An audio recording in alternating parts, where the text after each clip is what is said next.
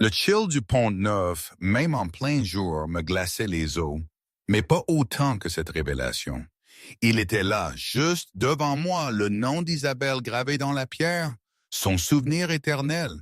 Et moi, j'étais là, à parler à un banc vide, comme une folle, me demandant si j'avais tout simplement halluciné les 2 derniers mois.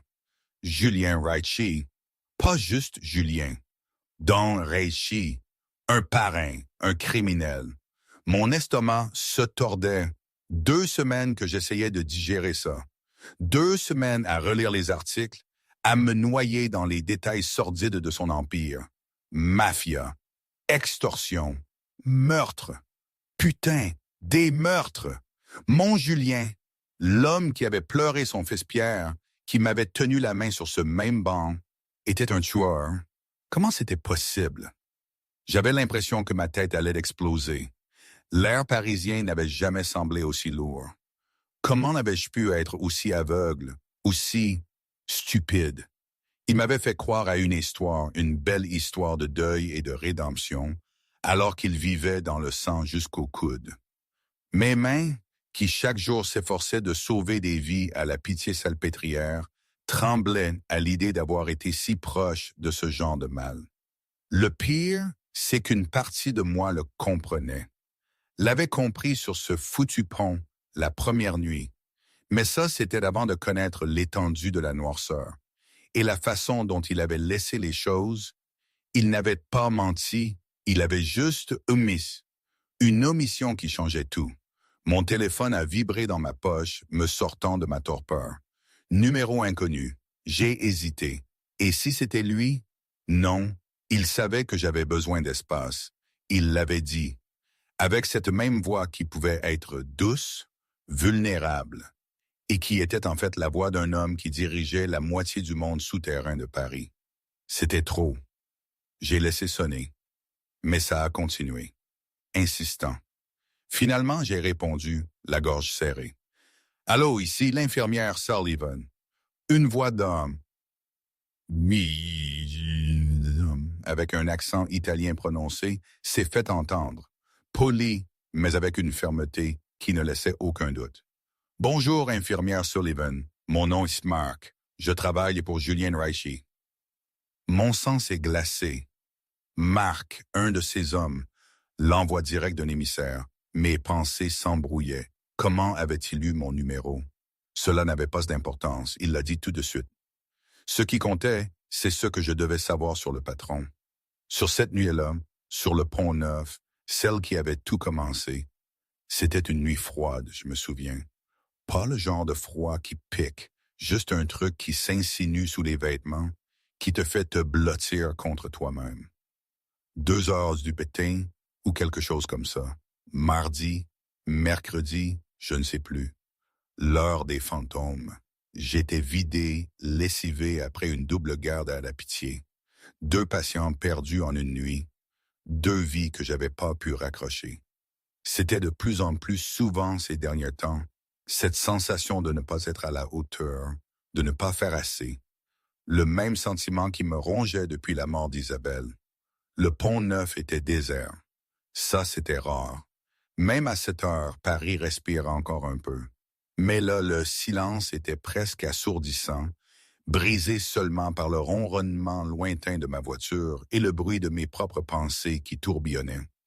Et puis je l'ai vu. Une silhouette sombre, accoudée au parapet, de l'autre côté. Trop calme, trop figé. Un instinct. Ce genre d'instinct que tu développes après des années aux urgences, à sentir la mort dans l'air, et anticiper le désastre avant qu'il n'arrive.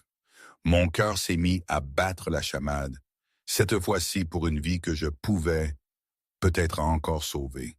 Pas comme Isabelle. Jamais comme Isabelle. J'ai garé ma voiture en vrac, les pneus grinçant sur le bitume, et j'ai hurlé. « Ne faites pas ça, s'il vous plaît! » Ma voix a déchiré le silence, sonnant stridente à mes propres oreilles. Mon uniforme d'infirmière sentait toujours le désinfectant, ce mélange d'eau de Javel et de sueur froide des services d'urgence.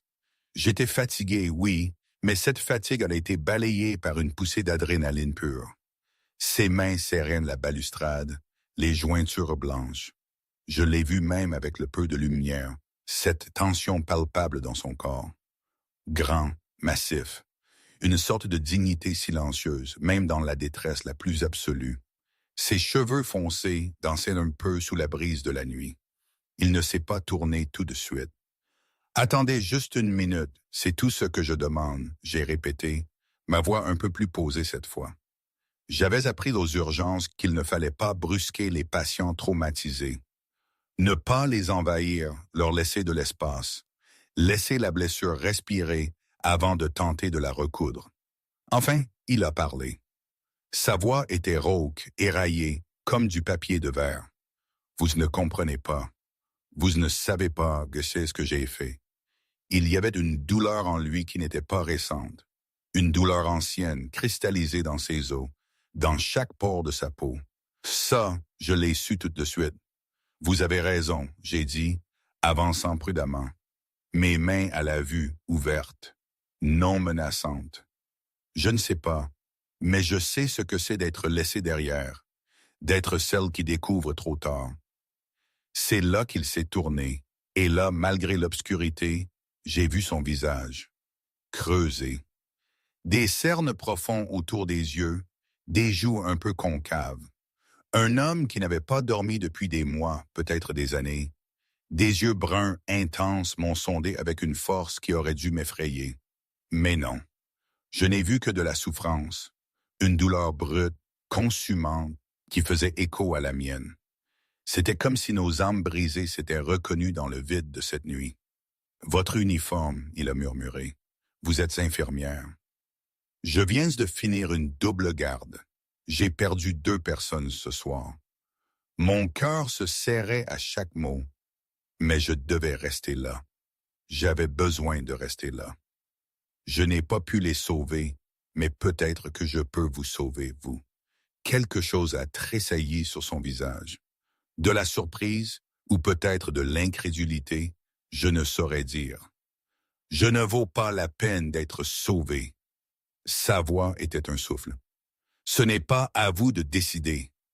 La phrase est sortie plus sèchement que je ne l'aurais voulu. 5 ans. 5 ans depuis que j'avais trouvé ma sœur Isabelle dans la baignoire, et cette colère était toujours là, juste sous ma peau, prête à jaillir, surtout quand il s'agissait de vie et de mort. Vous n'avez pas le droit de décider que votre vie ne compte pas. Les gens qui vous aiment n'ont pas leur mot à dire. Sa mâchoire s'est contractée. Les gens qui m'aimaient sont morts.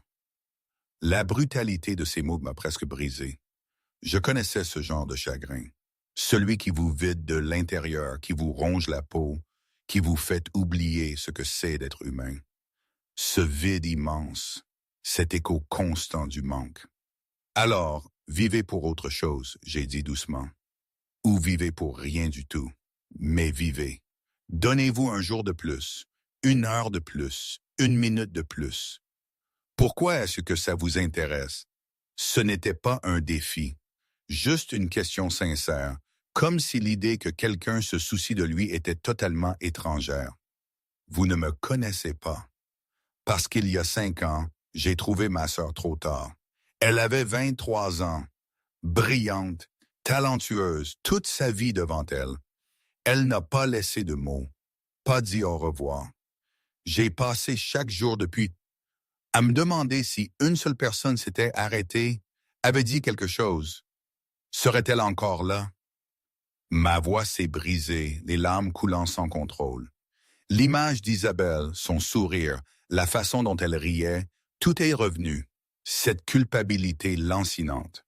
Alors, je m'arrête, je dis quelque chose. S'il vous plaît, ne me faites pas repartir en sachant que j'aurais pu faire plus. Il me regardait, ce parfait inconnu, cette étrangère en uniforme taché de sang qui pleurait pour lui. Quand était la dernière fois que quelqu'un avait pleuré pour lui? Sophie et Pierre étaient partis. Ses hommes le craignaient. Ses ennemis voulaient sa mort. Ses alliés respectaient le pouvoir, pas l'homme derrière. Mais cette femme, cette complète inconnue, était là, sur un pont à 2 heures du matin, à le supplier de vivre. C'était insensé. Et pourtant, « Comment vous appelez-vous? » a-t-il demandé. « Marie Sullivan. » C'est un nom inhabituel. Ma mère adorait les oiseaux. Elle trouvait que les Roitelets étaient résistants, petits mais féroces. Un sourire triste a traversé mon visage. J'imagine qu'elle espérait que je serais à la hauteur. L'avez-vous été? Je suis toujours là. Ça compte. Je me suis enroulé dans mes bras, le froid me mordant. Et vous? Julien. Il a hésité. Julien Raichi. Eh bien, Julien Raichi, je vous demande 1 heure. Donnez-moi 1 heure avant de décider. Il y a un café ouvert toute la nuit à 2 pâtés de maison d'ici. Laissez-moi vous offrir un café. Si après 1 heure, vous voulez toujours... Je n'ai pas pu finir la phrase. J'ai ravalé ma salive. Alors je partirai, mais s'il vous plaît, 1 heure. Il n'aurait pas dû. Il aurait dû me renvoyer, finir ce qu'il était venu faire. L'eau en dessous serait froide mais rapide.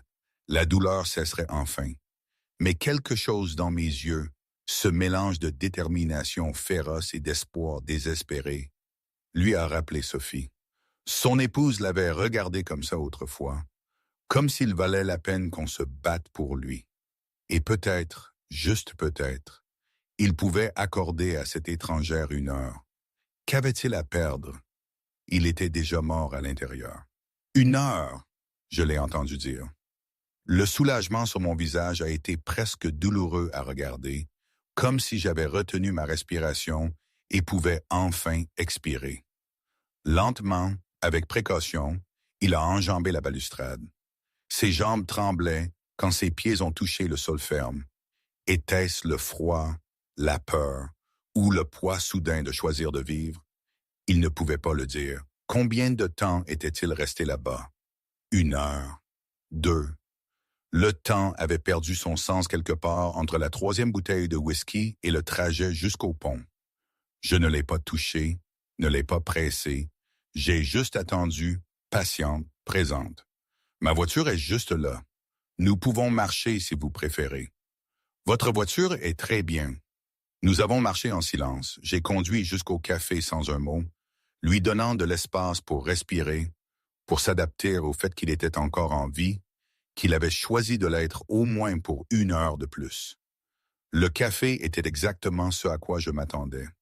Des lumières fluorescentes qui bourdonnaient faiblement, des banquettes en vinyle craqué, rafistolées avec du ruban adhésif, l'odeur de café brûlé et de graisse d'hier qui flottait dans l'air.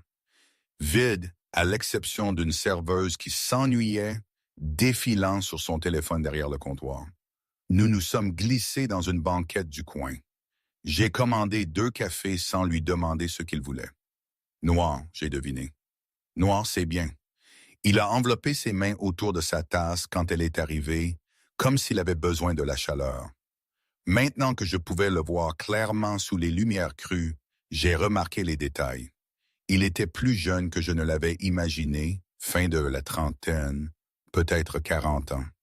Des cheveux foncés tirés en arrière, un peu en désordre, des yeux d'un brun profond qui semblait trop fatigué pour son âge, cerclés de cernes qui témoignaient de trop de nuits blanches. Une silhouette forte, taillée, comme quelqu'un qui n'avait jamais cessé de se battre, mais aussi de porter un fardeau. Il était beau, d'une beauté sombre, presque tragique. J'ai moi-même serré mes doigts autour de ma tasse, savourant le léger réconfort. « Vous n'avez pas besoin de parler, » j'ai dit doucement. « On peut juste rester assis ici, mais si vous voulez... » Julien n'avait pas voulu en parler depuis 1 an, mais quelque chose dans mon ouverture, mon honnêteté sur le pont, a fait que les mots ont commencé à venir. Mon épouse et mon fils sont morts il y a 1 an. Accident de voiture. C'était l'histoire officielle. Il a fait une pause, ses yeux s'assombrissant encore plus. La vérité était plus sombre. Des rivaux avaient coupé les freins. Tué ma famille pour m'envoyer un message. J'ai senti un frisson glacial me parcourir. Ce n'était pas n'importe quel homme, ce n'était pas un accident banal. Je les ai tous tués en retour, lentement, douloureusement. Je me suis assuré qu'ils savaient pourquoi ils mouraient. Je ne savais pas quoi dire. Je voulais le réconforter, mais comment? C'était trop violent, trop autre, loin de mon monde d'hôpital, de mon urgence. Mais ça n'a pas ramené Sophie et Pierre. J'aurais dû être avec eux. J'étais au travail. Je suis désolé. J'ai dit simplement, sans platitude ni faux réconfort. Juste 2 mots qui contenaient une tristesse authentique. Je connaissais ce sentiment, cette culpabilité du survivant. Vous voulez m'en parler? J'ai posé la question parce que je le devais. Parce que parfois, partager le poids, même un tout petit peu, peut faire la différence. Il ne voulait pas, mais il l'a fait quand même. Sophie était une professeure, histoire de l'art. Elle pouvait parler des heures des peintures de la Renaissance, du symbolisme des fresques, de la vie d'artistes morts depuis des siècles. Elle faisait tout revivre. Ses mains se sont serrées autour de sa tasse de café. Notre fils, Pierre, avait 7 ans. Il voulait être footballeur. Il avait des posters de Francesco Totti partout dans sa chambre. Il avait le sourire de sa mère et ses yeux, et sa gentillesse. J'ai écouté. Je n'ai pas offert de confort vide. Je n'ai pas dit que ça irait mieux. Je ne lui ai pas dit qu'ils étaient dans un meilleur endroit ou que le temps guérit toutes les blessures. Je me suis juste contenté d'écouter. Et d'une certaine manière, c'était exactement ce dont il avait besoin. Le silence entre nos mots était rempli de ses larmes non versées et de mes propres souvenirs, de ma propre peine. C'était un échange silencieux, une reconnaissance de douleur parallèle. La culpabilité ne s'arrête jamais, a-t-il poursuivi. Je n'étais pas là. J'aurais dû les protéger. C'était mon devoir de les garder en sécurité. Et j'ai échoué. Quel genre d'homme ne peut pas protéger sa propre famille? Un homme, tout simplement. J'ai dit doucement. On ne peut pas tout contrôler. On ne peut pas prédire tous les dangers. Ce n'est pas un échec. C'est juste la vie qui est cruelle. Ça ne fait pas qu'être fait là. Non, ça ne fait pas qu'être fait là. J'ai pris une gorgée de mon café, grimaçant devant son goût affreux. La culpabilité est une chose lourde à porter seule. Je sais. Après la mort de ma sœur, j'ai passé 2 ans à penser à tout ce que j'aurais pu faire différemment. Chaque coup de téléphone que je n'ai pas passé. Chaque visite que j'ai écourtée parce que j'étais trop occupé par l'école d'infirmière. Chaque fois qu'elle a tendu la main et que j'étais trop plongé dans ma propre vie pour remarquer qu'elle se noyait. Qu'est-ce qui a changé? Rien, en fait. Je la porte toujours. La culpabilité, les « et si », les « peut-être si j'avais ».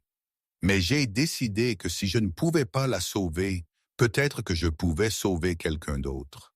C'est pour ça que je suis devenue infirmière aux urgences. Ça n'efface pas ce qui s'est passé, mais ça donne à la culpabilité un endroit où aller, un but.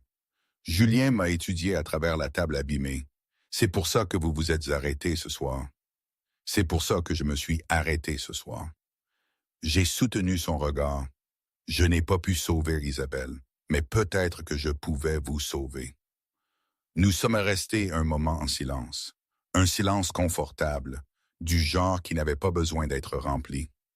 La serveuse a rempli nos cafés 2 fois sans parler. 3 heures du matin sont arrivées et sont passées.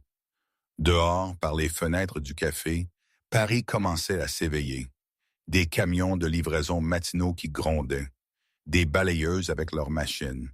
Les premiers signes de l'aube peignant le ciel de nuances de violet et de rose. 1 heure est passée, a dit Julien doucement. Mes mains se sont serrées autour de ma tasse. La peur a vacillé sur mon visage. Oui, je suis toujours là. Le soulagement a inondé mes traits, adoucissant les lignes de fatigue. Vous êtes toujours là. Je ne sais pas pourquoi. Vous n'avez pas besoin de savoir pourquoi. Vous avez juste besoin d'être là. J'ai sorti une serviette en papier, gribouillant quelque chose dessus avec un stylo de mon sac. C'est mon numéro. Demain soir, si vous voulez, revenez ici. 2 heures du matin, je serai là. Vous n'avez pas à être seul avec ça. Il a pris la serviette, fixant les chiffres écrits de ma jolie écriture. Pourquoi feriez-vous ça? Vous ne me devez rien. Parce que personne ne devrait affronter ses pires nuits seul. Et parce que j'ai fait une pause, choisissant mes mots avec soin. Parce que parfois, quand on sauve quelqu'un d'autre, on se sauve un peu soi-même aussi. Je me suis levé, ramassant mes affaires, mon sac, mes clés.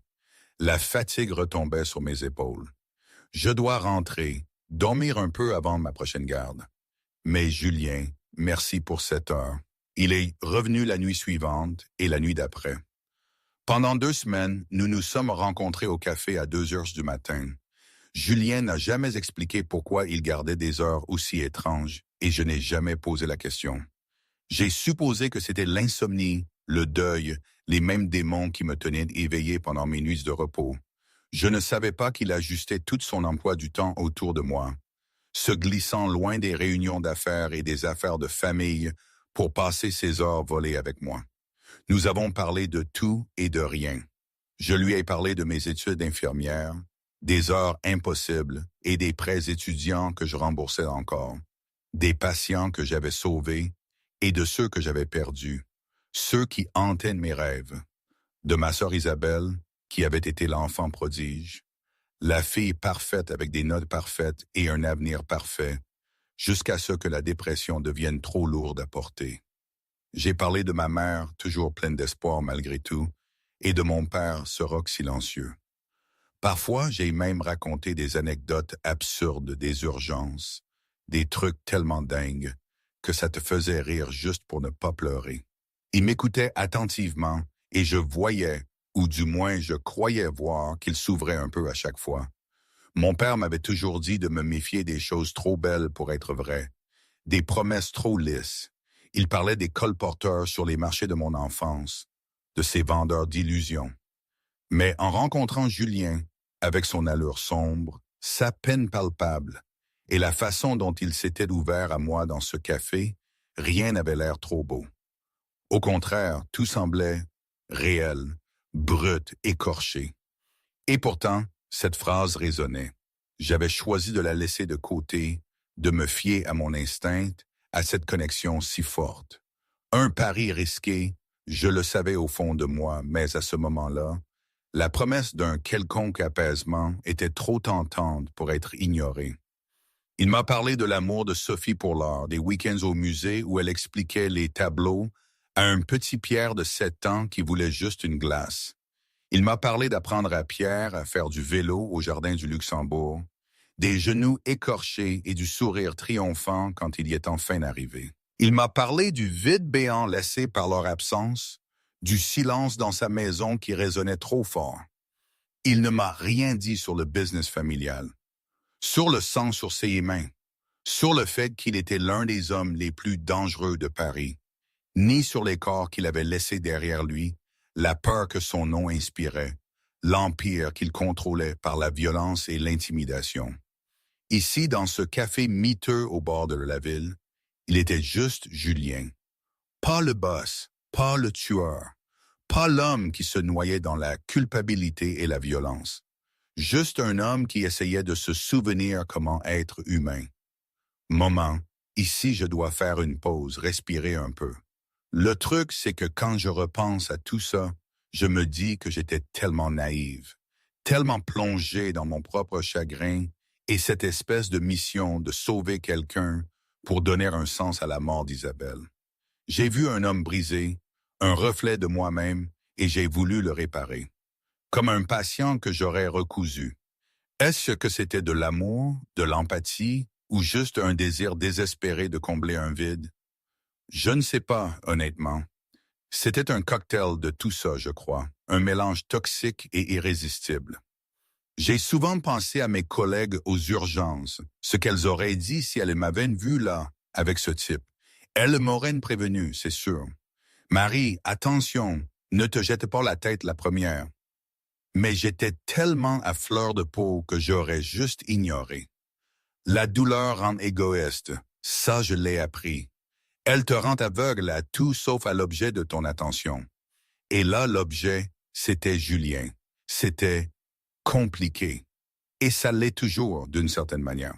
Enfin, revenons à la réalité, ou plutôt à mon souvenir de cette réalité. Julien a rendu la vie plus facile. Sa présence était apaisante, une compétence professionnelle mêlée à une chaleur authentique. Il avait un sens de l'humour sec qui le prenait au dépourvu, le faisant rire pour la première fois depuis des mois.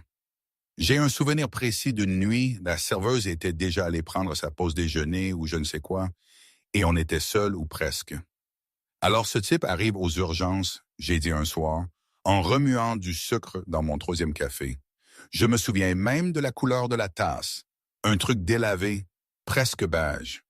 Il jure qu'il est tombé sur un concombre entier, à reculons. J'ai secoué la tête, un sourire aux lèvres. On a tous déjà entendu ça, mais les radios. J'ai éclaté de rire. Mon chef de service m'a regardé avec le visage le plus impassible du monde et a dit « Ça devait être un sol de cuisine très glissant. » J'ai failli me tordre de rire devant lui. Julien s'est retrouvé à rire, vraiment rire. Le son lui a paru étranger dans la gorge, rouillé par la désuétude. Il s'est étouffé un peu. C'était la première fois en tellement longtemps. J'ai souri, mon propre sourire se réchauffant. C'est la première fois que je vous entends rire. Nos yeux se sont croisés par-dessus la table. Quelque chose a basculé à ce moment-là. Une prise de conscience a crépité dans l'air entre nous. Julien a remarqué la façon dont les lumières fluorescentes captaient l'or dans mes cheveux roux, la courbe de mon cou, la petite cicatrice sur mon menton dont il voulait demander la raison, la façon dont mes lèvres se courbaient quand je souriais.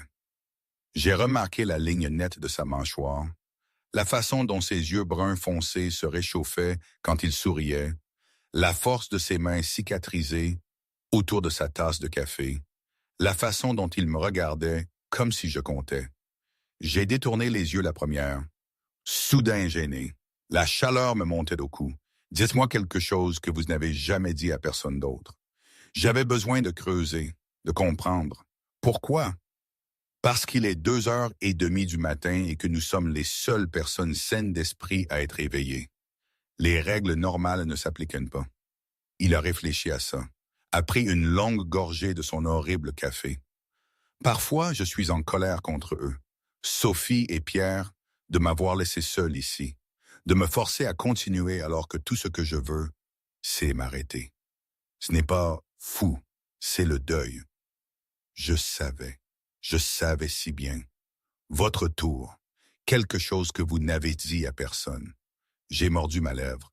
J'ai fixé ma tasse comme si elle contenait des réponses. Parfois, je suis contente que ce soit Isabelle qui soit morte et pas moi, que je sois celle qui respire encore.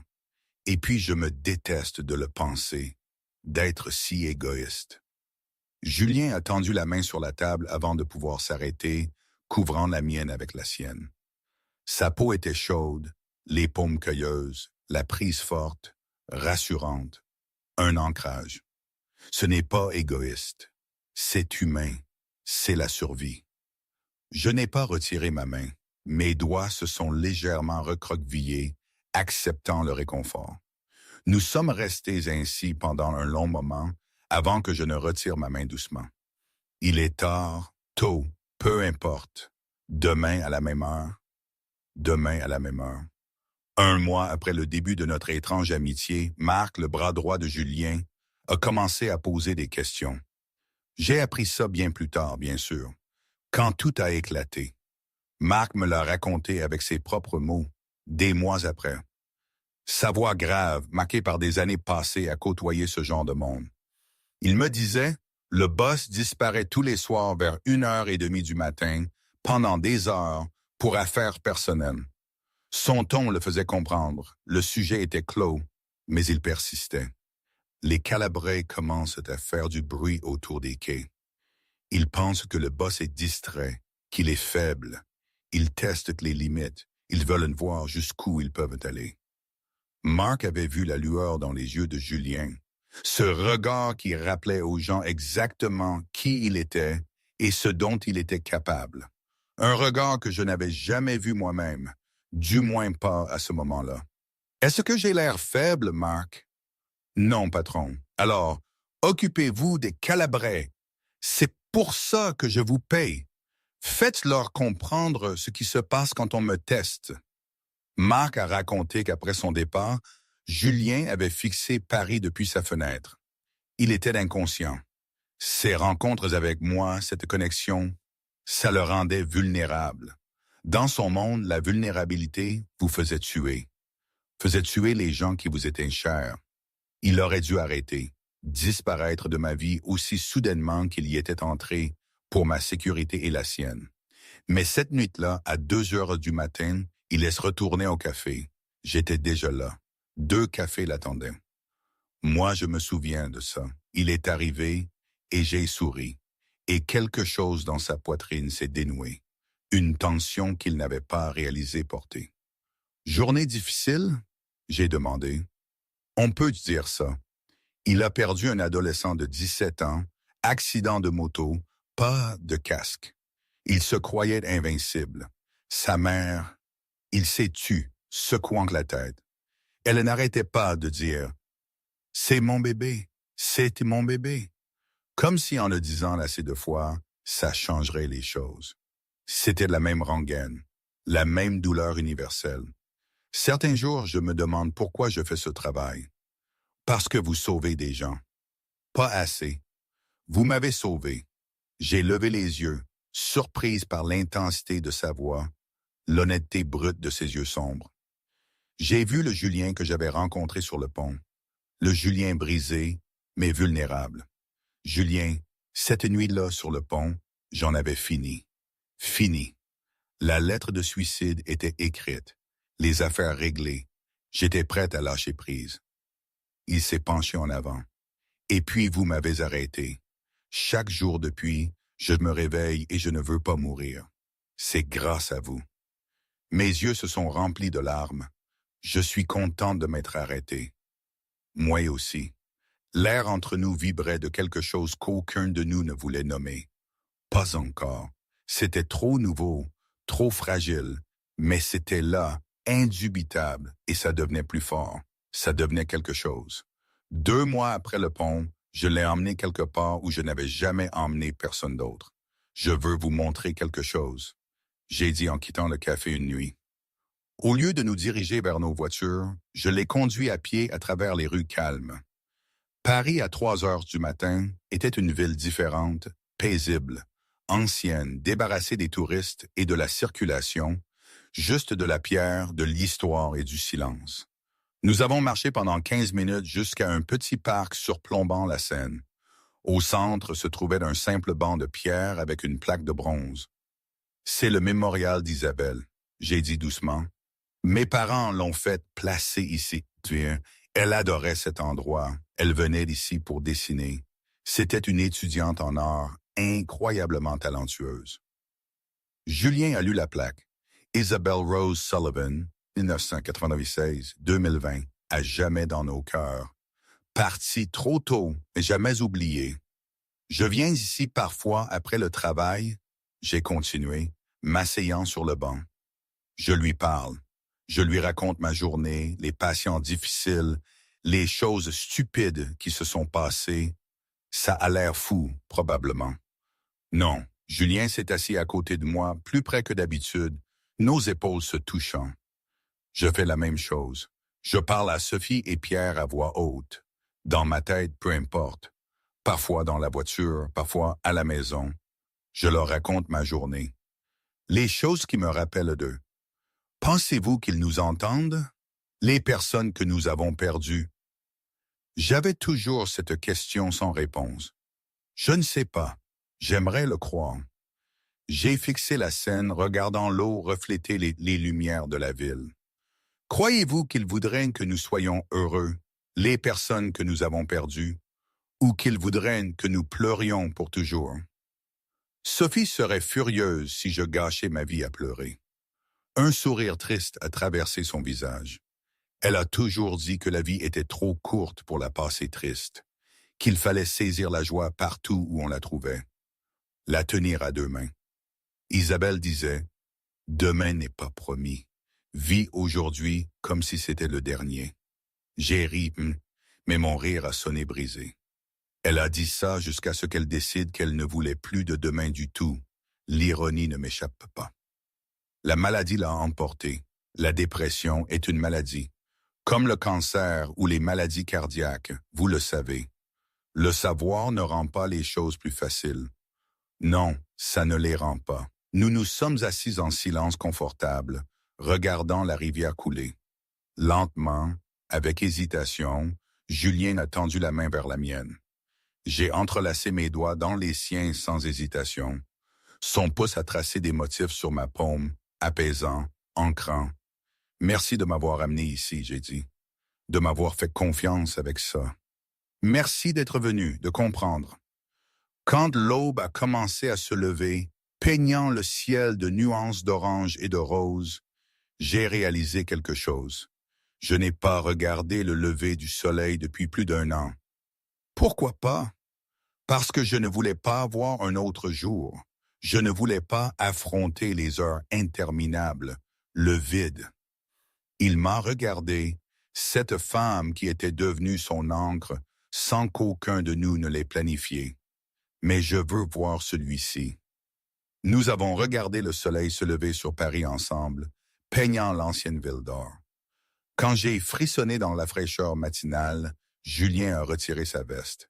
Chère sur mesure, elle coûtait probablement plus que mon loyer mensuel. Elle a drapé sur mes épaules. Elle sentait son odeur, un parfum coûteux et quelque chose d'autre, quelque chose de chaud et de sûr. Je l'ai regardé. Julien, il m'a embrassé. Je n'ai pas pu m'empêcher de le faire. Je n'ai pas pu m'arrêter. Il s'est simplement penché et a pressé ses lèvres contre les miennes, doucement et avec précaution, comme si je pouvais disparaître s'il me serrait trop fort. J'ai émis un petit son de surprise, puis j'ai fondu en lui. Mes mains se sont nouées dans sa chemise, le tirant plus près. Le baiser a été doux au début. Hésitant, 2 personnes brisées se cherchant dans l'obscurité. Puis il s'est approfondi, une année de solitude et de chagrin, et un besoin désespéré se déversant entre nous. Quand nous nous sommes enfin séparés, tous les deux essoufflés, Julien a posé son front contre le mien. « Je ne suis pas bon pour vous », a-t-il murmuré. « Laissez-moi en juger.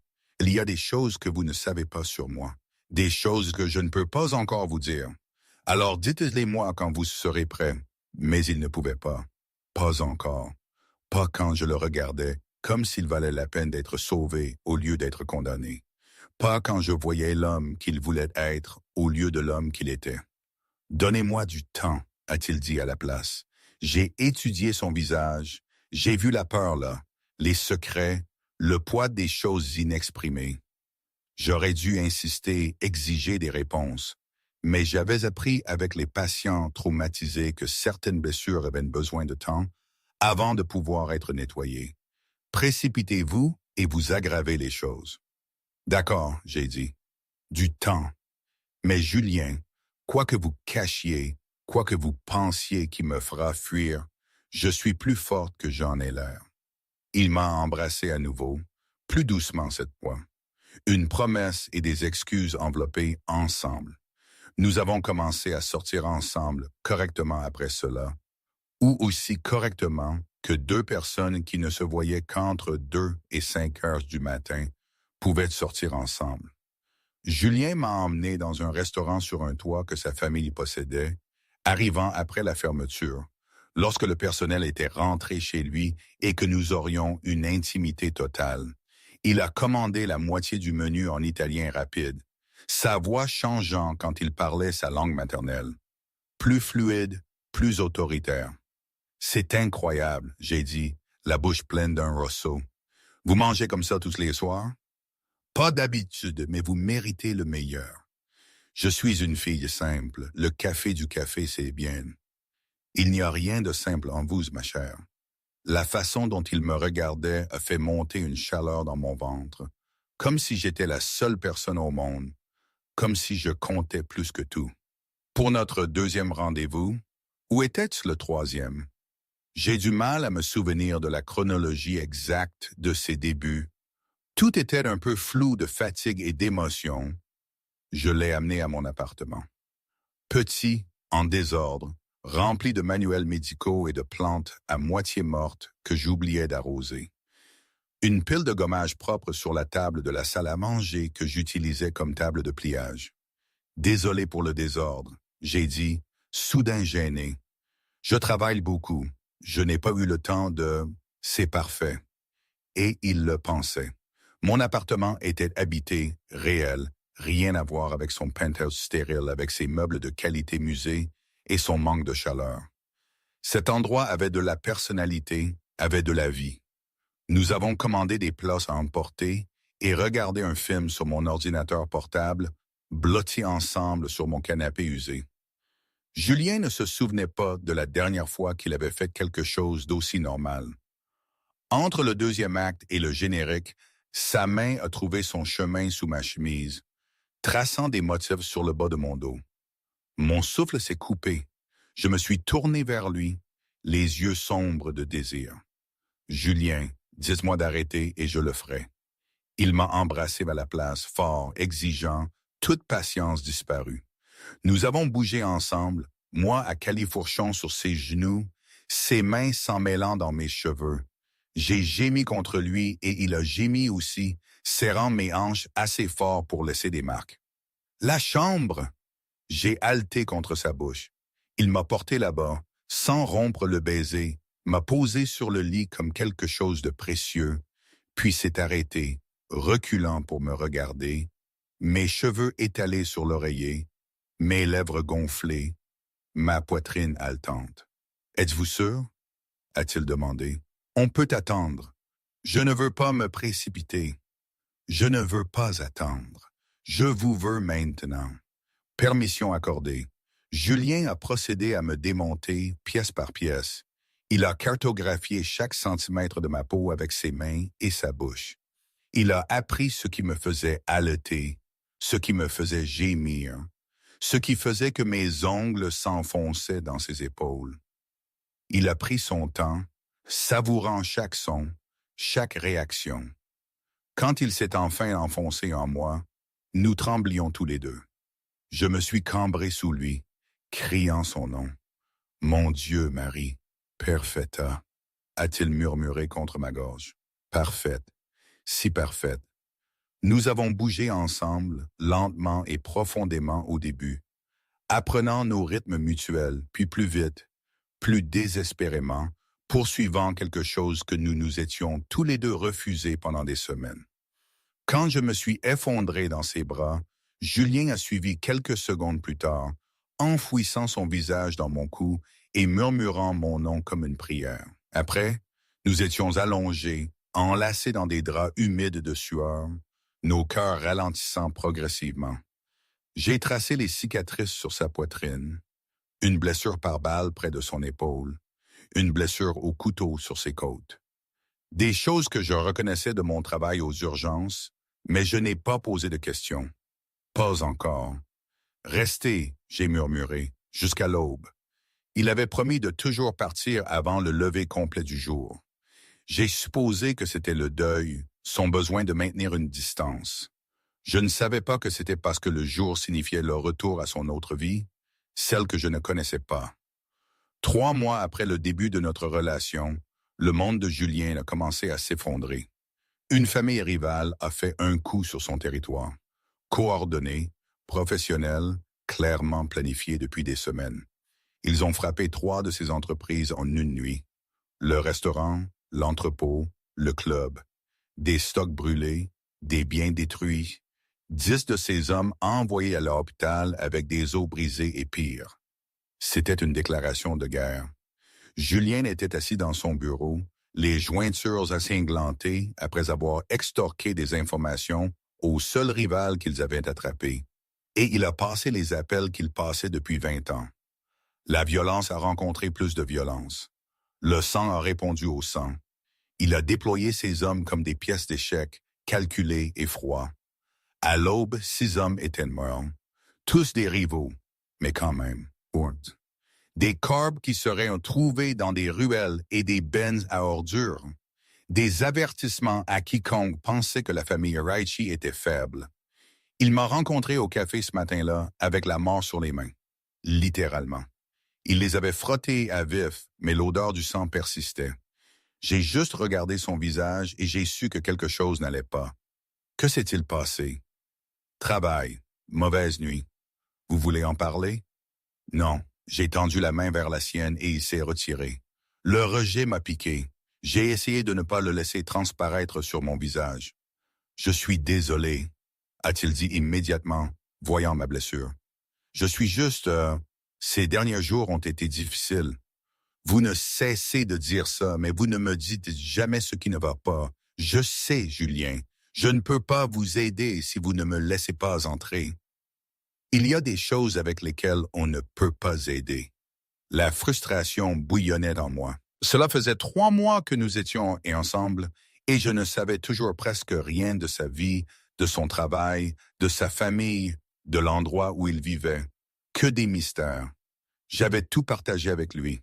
Chaque cicatrice, chaque peur, chaque fragment brisé. Mais il gardait des murs, me maintenait à distance d'une manière qui comptait. « Qu'est-ce que vous faites? » j'ai demandé. « Pour le travail, je veux dire. Vous n'avez jamais vraiment dit. » Julien est devenu très calme. Ce moment, c'était le moment. Lui dire la vérité et le regarder s'éloigner, ou mentir et la garder un peu plus longtemps. Il a choisi la voie du lâche. Affaires familiales, restaurants, import-export, des trucs ennuyeux. Ce n'était pas techniquement un mensonge. Sa famille possédait des restaurants. Ils importaient des choses, juste pas des choses légales. Je voulais le croire. Alors, je l'ai cru. La vérité a éclaté 2 semaines plus tard, et pas comme il l'avait prévu. Nous prenions le petit déjeuner dans un café près de mon appartement, notre premier rendez-vous de jour. Julien avait dégagé sa matinée, voulant faire quelque chose de normal pour une fois. S'asseoir au soleil, boire un bon expresso, faire semblant d'être ordinaire. Puis un homme est passé à notre table. Il a reconnu Julien. L'homme est devenu pâle comme la mort. « Donici » a balbutié l'homme, s'arrêtant et s'inclinant légèrement. Il a dit « Don Rossi, en fait. » Je me suis souvenu de ça, des fois après, dans mon enquête. Je ne m'attendais pas à « Je suis désolé, je vais... » Il s'est enfui. J'ai regardé après lui, puis Julien. Don Raichi, c'était quoi ça? Rien. Erreur sur la personne. Mais mon esprit était déjà en marche. Don. L'honorifique italien pour un chef de mafia. Raichi. J'ai sorti mon téléphone, tapé rapidement. L'estomac de Julien s'est effondré. Marie, attendez. Trop tard. Je fixais mon écran, des photos de lui.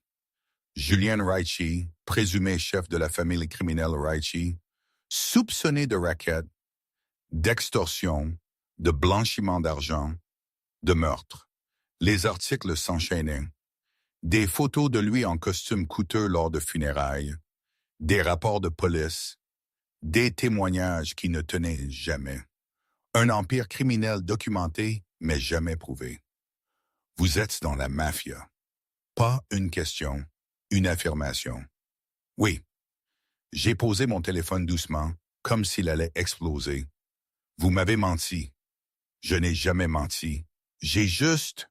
Vous m'avez laissé croire que vous étiez normal, en sécurité, juste un type en deuil. Ma voix tremblait. Vous m'avez laissé tomber amoureuse de vous, sans me dire que vous êtes un criminel. Le café a soudainement semblé trop petit, trop public. Les gens commençaient à nous fixer. Julien a jeté de l'argent sur la table. Plus que suffisant. Pas ici, venez. Je ne vais nulle part avec vous. S'il vous plaît, donnez-moi une chance d'expliquer. Contre mon meilleur jugement, je l'ai suivi jusqu'à sa voiture. Une berline noire élégante qui coûtait probablement 6 chiffres. Il nous a conduits à son penthouse, élégant, moderne, surplombant toute la ville. Des baies vitrées, des sceaux en marbre, des œuvres d'art au mur qui semblaient coûteuses. Le genre d'endroit qui coûte des millions. Un import-export, j'ai dit amèrement, debout dans son salon. Bien sûr, je suis né là-dedans. Julien a arpenté le sol en marbre, passant ses mains dans ses cheveux, les faisant se dresser. Mon père dirigeait la famille avant moi. J'ai hérité à 25 ans. Je n'ai jamais choisi cette vie. Elle m'a choisi. Tout le monde a des choix. Pas dans mon monde. Vous partez, vous êtes mort. Vous montrez de la faiblesse, vous êtes mort. Vous. Il s'est arrêté, s'est tourné vers moi. Sophie et Pierre, l'accident. Ce n'était pas un accident. Des rivaux les ont tués pour m'atteindre. Ils ont coupé les freins de sa voiture. Mon épouse et mon fils sont morts à cause de ce que je suis. L'horreur sur mon visage lui a donné envie de mourir à nouveau. Cette nuit-là sur le pont, a-t-il continué, la voix brisée, j'allais sauter parce que je ne pouvais pas vivre avec la culpabilité. Je ne pouvais pas vivre en sachant que ma vie, mes choix les avaient tués, que d'être proche de moi est une condamnation à mort. Et puis vous m'avez arrêté. Vous m'avez sauvé sans savoir que vous sauviez un monstre. Vous n'êtes pas un monstre. J'ai tué des gens, Marie, ordonné des morts, brisé des hommes à main nue. Je fais du trafic de drogue, d'armes, des rackets de protection dans la moitié de Paris. Je suis exactement ce que les articles disent que je suis. Je me suis effondré sur son canapé en cuir, la tête entre les mains. Je devrais partir, m'en aller tout de suite et ne jamais regarder en arrière. Vous devriez. Mais vous êtes aussi l'homme qui parle à son épouse morte de sa journée, qui regarde les levers de soleil parce qu'il lui rappelle que la vie vaut la peine d'être vécue, qui se souvient de la façon dont je prends mon café et me demande des nouvelles de mes patients et me fait rire. J'ai levé les yeux vers lui. Ah, moi-même. Les larmes coulant sur mon visage. Lequel est réel? Le boss ou l'homme que je connais? Les deux. Les deux sont réels. J'aimerais pouvoir les séparer. Être juste l'un ou l'autre, mais je ne peux pas. Je me suis levé, j'ai pris mon sac. J'ai besoin de temps pour réfléchir, pour digérer ça. Je comprends. À la porte, je me suis retourné. Vous vous êtes réellement soucié de moi ou n'étais-je qu'une distraction pour votre culpabilité? Ma chère, l'expression s'est échappée, purement italienne. Vous êtes les seules choses réelles dans ma vie. La seule chose qui me donne envie de continuer à respirer. Ce que je ressens pour vous est la chose la plus honnête à mon sujet. Les larmes coulaient sur mon visage. J'aimerais pouvoir y croire.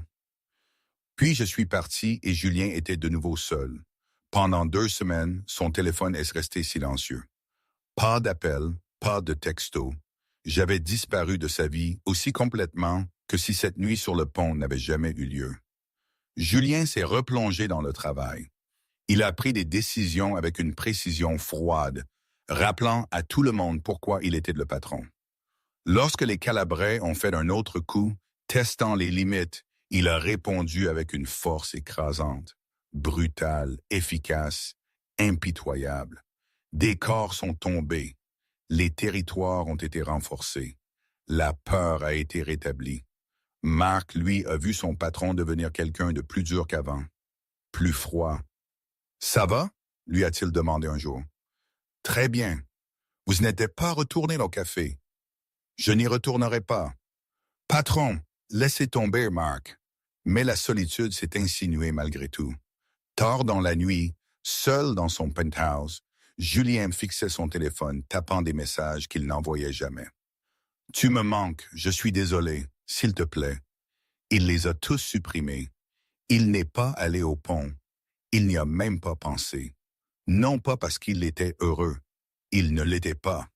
Mais parce que Marie lui avait donné quelque chose même en partant, la connaissance qu'il était capable de ressentir à nouveau, de se connecter, d'être plus que la violence. Il ne gâcherait pas ce cadeau en se jetant d'un pont. Mais mon Dieu, elle lui manquait. Son rire, sa chaleur, la façon dont elle le faisait se sentir humain. Moi, j'ai passé 2 semaines à faire des recherches, à lire chaque article sur Julien Ricci et la famille qu'il contrôlait. Les accusations qui ne collaient jamais parce que les témoins disparaissaient ou se rétractaient, les corps qui n'étaient jamais retrouvés, L'empire construit sur le sang et la peur s'étendant sur des générations. Je devrais être terrifié, le dénoncer à la police, fuir, oublier qu'il existait. Au lieu de cela, je me suis retrouvé au mémorial d'Isabelle à des heures impaires, parlant à ma sœur morte. Je ne sais pas quoi faire, j'ai dit au banc de pierre une nuit. La pleine lune éclairait à peine les branches nues des arbres du parc. Il a menti, en quelque sorte, sur qui il est, sur ce qu'il fait. Mais Easy, quand il me regarde, je me sens vu. Pour la première fois depuis que tu es parti, je me sens vivante, comme si je comptais pour quelqu'un. Le banc n'a, comme prévu, offert aucun conseil. J'ai pensé à l'homme sur le pont, brisé, vide, prêt à mourir. J'ai pensé à l'homme qui m'avait embrassé au lever du soleil, qui m'avait aimé comme si j'étais précieuse, qui avait ri de mes stupides histoires de hôpital, qui m'avait tenu la main à ce mémorial et avait compris mon chagrin sans jugement. Cet homme était réel. Les articles ne l'effaçaient pas. Mais les articles étaient aussi réels. La violence, le crime, le danger, le fait que son épouse et son enfant étaient morts à cause de ce qu'il était. Pourrais-je vivre avec les deux? Pourrais-je aimer les deux? Est-ce que ce genre d'amour est même possible? Aimer une contradiction vivante? Mon téléphone a sonné. Numéro inconnu. J'ai de nouveau hésité. Allô, infirmière Sullivan. Une voix masculine, un accent italien, poli mais ferme. Mon nom est Marc. Je travaille pour Julien Raichi. Mon estomac s'est noué. Comment avez-vous eu ce numéro? Ce n'est pas important. Ce qui est important, c'est que vous devez savoir quelque chose sur le patron. Sur cette nuit où vous l'avez rencontré sur le pont. Je ne veux pas. Il était là parce que des rivaux ont tué sa famille, son épouse et son fils de 7 ans. Ils ont coupé les freins de leur voiture, les ont fait tomber d'une falaise. Ils se blâmaient. Pensaient qu'ils méritaient de mourir pour avoir apporté ce danger dans leur vie. Vous l'avez sauvé cette nuit-là. Mais ce que vous ne savez pas, c'est qu'après vous avoir rencontré, il a changé sa façon d'opérer. Moins de violence, plus de négociations. Il a commencé à essayer de trouver des voies légitimes pour les affaires, des moyens d'assainir les opérations familiales. Mark a fait une pause. Ce n'est pas un homme bon, infirmière Sullivan, mais il essaie d'être meilleur pour vous. Pourquoi me dites-vous ça? Parce que je le connais depuis 20 ans, depuis que nous étions gamins à traîner dans les rues ensemble. Et je ne l'ai jamais vu se soucier de quoi que ce soit comme il se soucie de vous. Après la mort de sa famille, il était un fantôme, faisant juste les choses, attendant de mourir. Vous l'avez ramené à la vie. Et en ce moment, il régresse. Froid, brutal, vide. Il a besoin de vous, même s'il ne l'admettra pas. L'appel s'est terminé. Je suis resté assis sur le banc d'Isabelle, pensant aux secondes chances, à aimer des gens imparfaits, au fait que moi, entre toutes les personnes, je comprenais ce que cela signifiait de porter la culpabilité et l'obscurité. J'avais sauvé des gens qui avaient fait des choses terribles. Des membres de gangs, des trafiquants de drogue, des criminels de toutes sortes venaient à mon service d'urgence en sang et brisés. Je les recousais quand même, leur donnais des transfusions sanguines, me battais pour les maintenir en vie. Parce que mon travail était de sauver des vies, pas de les juger. Peut-être qu'aimer Julien n'était pas si différent. Peut-être qu'il m'avait sauvé aussi. M'avait donné une raison de vouloir plus que juste travailler et dormir et survivre. M'avait fait ressentir autre chose que le deuil pour la première fois en 5 ans. J'ai pris ma décision. Julien était en réunion quand sa secrétaire a bipé. « Monsieur, il y a une femme ici pour vous voir. Dit que c'est urgent. Je suis occupé. Prenez un message. » Elle dit qu'elle s'appelle Marie. Il était hors de sa chaise et dans le hall en quelques secondes, se souvenant à peine de s'excuser.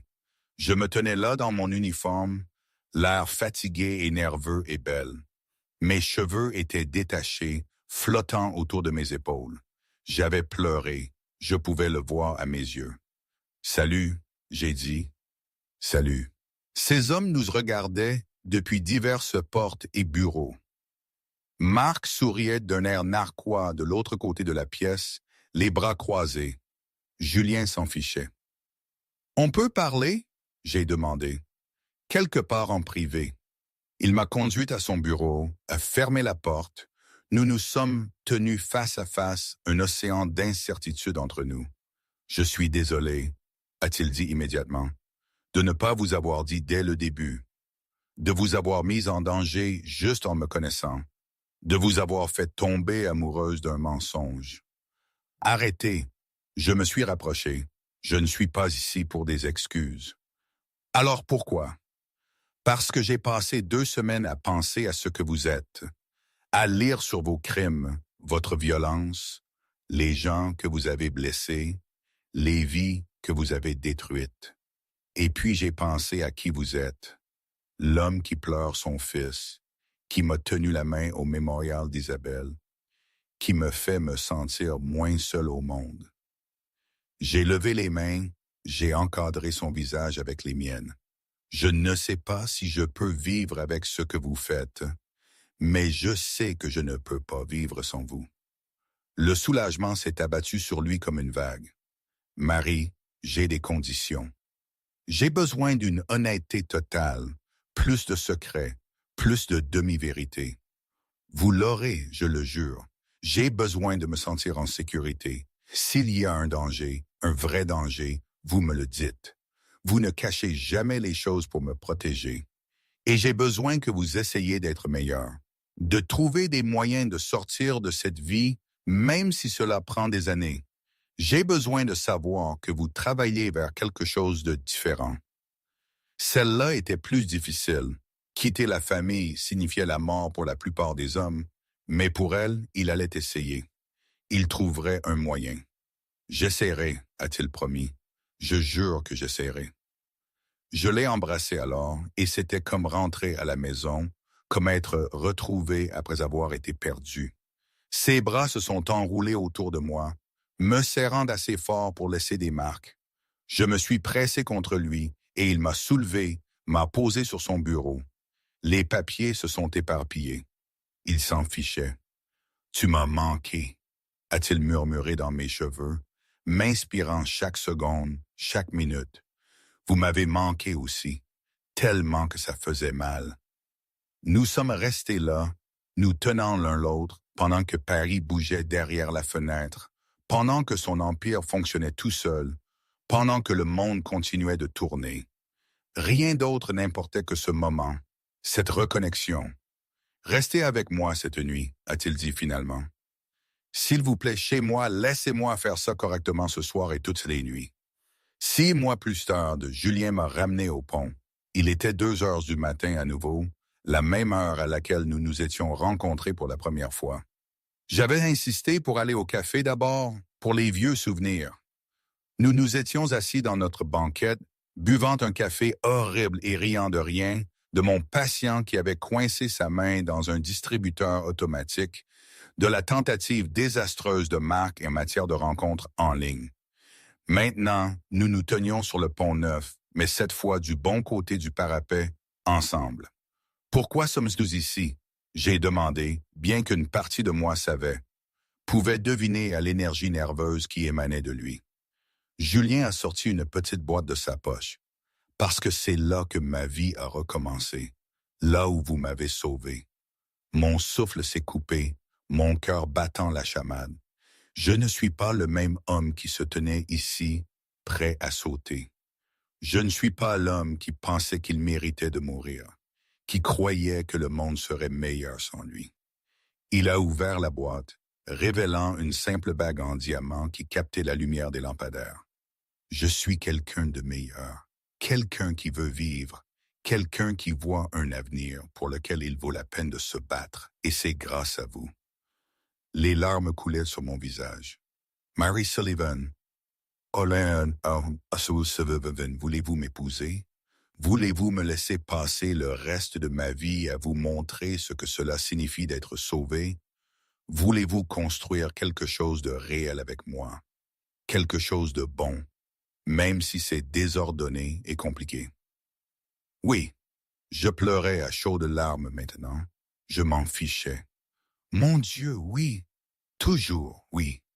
Il a glissé la bague à mon doigt avec des mains tremblantes, puis m'a embrassé pendant que la ville dormait autour de nous, pendant que la rivière coulait en dessous, pendant que les étoiles témoignaient de notre promesse. Il avait le goût du sel, du café et du foyer. Quand nous nous sommes séparés, tous les deux pleurant, j'ai remarqué quelque chose. Vous avez apporté des fleurs. 2 bouquets étaient emballés sur le sol à proximité. Des roses et des lys, chers et frais. Pour Sophie et Pierre, a expliqué Julien, la voix lourde, pour leur dire que je vais bien, que je vais de l'avant, que je les aimerai toujours. Mais je choisis de vivre à nouveau. Je choisis d'être heureux. Nous avons jeté les fleurs dans la rivière ensemble, les regardant flotter en aval, emportant l'amour, le souvenir et le chagrin dans le passé où ils devaient être. Merci, j'ai murmuré, me penchant contre lui, d'avoir combattu, d'avoir choisi de rester cette nuit-là. Merci de vous être arrêté, de m'avoir donné une raison. Nous sommes retournés à sa voiture, main dans la main, l'homme qui avait voulu mourir et la femme qui avait refusé de le laisser faire. Tous deux brisés de différentes manières, tous deux guérissant ensemble. Derrière nous, le pont était vide, juste de la pierre et de l'eau et le fantôme de ce que nous avions été. Devant, la ville attendait, pleine de possibilités, pleine de vie. Nous y avons roulé ensemble, prêtes pour ce qui allait suivre. Le mariage a été petit. Juste des amis proches et de la famille qui comprenaient ce qu'était réellement le monde de Julien. Marc était son témoin, souriant comme s'il avait toujours su que cela arriverait. Quelques-unes de mes amies infirmières sont venues, celles à qui j'avais soigneusement expliqué la situation et qui avaient décidé que l'amour était plus important que le jugement. Julien portait un costume sombre qui coûtait probablement plus cher que la voiture de la plupart des gens. Je portais une simple robe blanche et le collier d'Isabelle, un petit pendentif en argent que notre grand-mère avait donné à ma sœur. Nous avons échangé nos vœux dans un jardin au coucher du soleil, promettant l'honnêteté, la protection et l'éternité. Quand le prêtre a dit « Vous pouvez embrasser la mariée », Julien m'a serré contre lui et a murmuré « Merci pour cette heure ». J'ai souri contre ses lèvres. La meilleure heure de ma vie. La vie que nous avons construite n'était pas parfaite. Julien dirigeait toujours la famille, bien qu'il ait tenu sa promesse de minimiser la violence. Il avait commencé à légitimer certaines parties de l'entreprise, l'immobilier, les restaurants, des entreprises d'import-export légal. Il faudrait des années pour assainir complètement l'empire. Des décennies peut-être. Mais il essayait, il progressait, il construisait quelque chose que nos enfants pourraient hériter sans sang sur les mains. Je continuais à travailler à l'hôpital, à sauver des vies, à être la personne qui s'était arrêtée sur un pont à 2 heures du matin. Certaines nuits, je le rencontrais encore au café. Nous maintenions notre rituel en vie. Notre banquette, notre horrible café, nos conversations de 2 heures du matin sur tout et sur rien. Nous nous battions parfois à cause du danger qui existait encore, à cause des secrets qu'il devait encore garder pour la sécurité de tous, à cause de la ligne de démarcation entre ces deux mondes.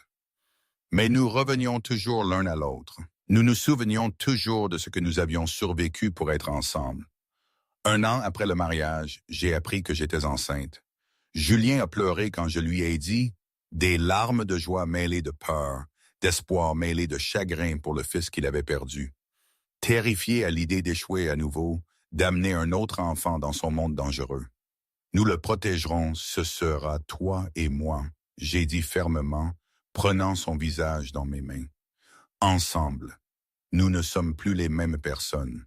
Nous sommes plus forts maintenant. Si c'est un garçon, a dit Julien, la voix brisée, on peut l'appeler Pierre, pour honorer mon fils.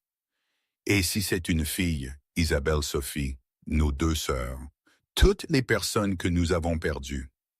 Il m'a serré fort, cette femme qui lui avait tout donné, une raison de vivre, un avenir pour lequel se battre, un amour qui ressemblait à une rédemption. « Je t'aime », a-t-il murmuré, « tellement. Chaque jour, je remercie Dieu que tu aies arrêté ta voiture cette nuit-là. Je t'aime aussi, même les parties sombres, surtout les parties sombres, parce que c'était la vérité que nous avions apprise. On ne pouvait pas séparer la lumière de l'obscurité, le bien du mal. Les gens étaient compliqués, désordonnés, contradictoires. Julien était un tueur et un amant, un patron et un mari, un homme de violence qui essayait de construire quelque chose de paisible. Et j'aimais tout de lui. Notre fille est née 7 mois plus tard, Isabelle Sophie Raichi. Elle avait les cheveux noirs de son père et les yeux clairs de sa mère. Julien l'a tenue pour la première fois et a pleuré, submergé par le poids des secondes chances. « Salut petite », a-t-il murmuré. « Je suis ton papa et je promets de te garder en sécurité. Je serai meilleur pour toi. » Je l'ai regardée depuis le lit de l'hôpital, épuisée et heureuse.